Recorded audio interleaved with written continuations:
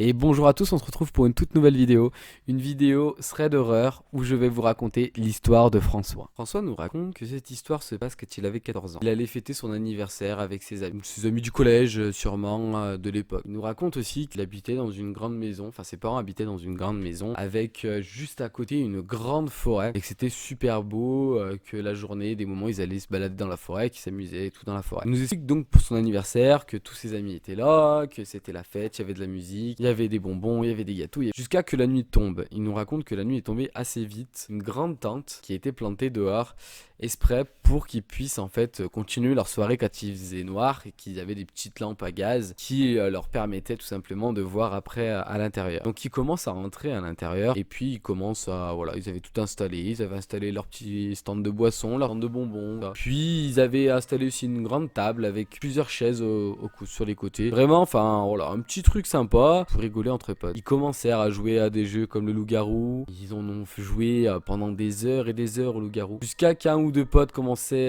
des potes de François commençaient à être fatigués et donc du coup ils ont décidé d'aller se coucher. Puis François décide avec son meilleur ami Charles de lancer en fait le petit jeu, en fait un petit jeu, ils voulaient faire du poker. Donc ils se sont lancés au poker, ils ont commencé à faire une petite manche, une deuxième, une troisième. Puis d'un coup tout le monde commençait à être fatigué, donc plus personne parlait vraiment en fait, ils jouaient comme ça, ils nous expliquent, mais plus personne, enfin l'ambiance commençait à devenir un peu creuse quoi. Au bout d'un moment on sait pas trop quoi raconter, on savait pas trop quoi dire, et en fait avec ce silence qui se passe, ils entendent un bruit. Donc ils se sont dit mais qu'est-ce que c'est, enfin sur le coup, enfin on pense tous la même chose, on sait pas vraiment ce que ça peut être, on sait pas comment ça, enfin ce que c'est en fait, ça peut être quoi, enfin ok. Puis ils entendent donc le bruit assez éloigné, puis ils entendent le bruit se rapprocher, une respiration assez forte, qui était vraiment assez forte, qui s'approchait, qui s'approchait. En tout cas, l'entendre vraiment au pied de la tente.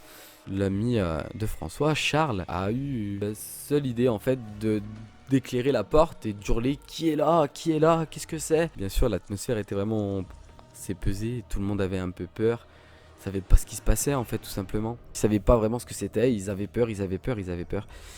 Puis François a décidé voilà, de crier, il disait crier, on appelle mes parents, crier, crier, crier, crier. Donc tout le monde s'est mis à crier, crier dans tous les sens. En espérant qu'une chose, ben c'est que les parents viennent les aider. Après avoir hurlé pendant un bon moment, malheureusement personne ne leur répondait. Personne n'a, pas de parents vus, rien, pas de bruit, rien, à part ce bruit incessant de respiration qui était vraiment très proche, qui tournait autour de la tente.